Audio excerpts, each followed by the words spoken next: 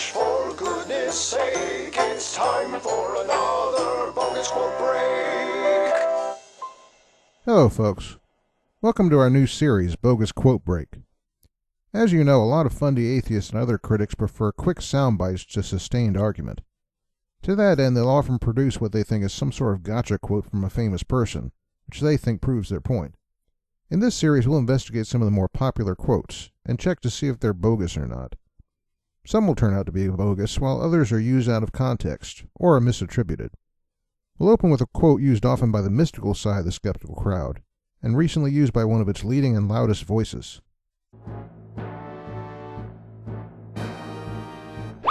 Ha! This is rock-solid proof that the Egyptians believed in resurrection.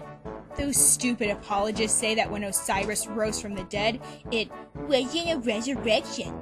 But this is proof that it was. And no amount of deceptive blather and apologist cult tactics will remove these facts. Yeah, right. Well, not surprisingly, what you find is that although these guys attribute this quote to Augustine, they've apparently never read it in his work. Typically, they're getting the quote secondhand from one of these sources. But when we look into Augustine's work firsthand, here's what we find. The quote comes from one of Augustine's sermons, numbered 361. As you can see, the quote is partially misreported.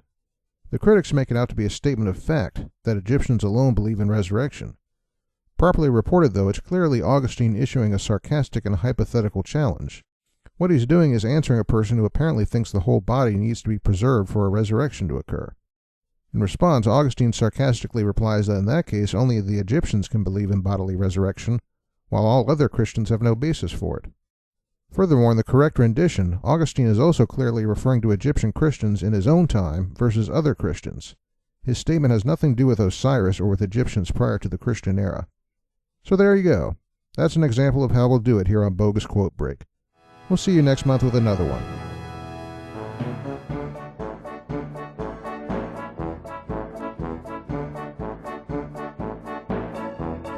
Hey, that quote proves Osiris was resurrected.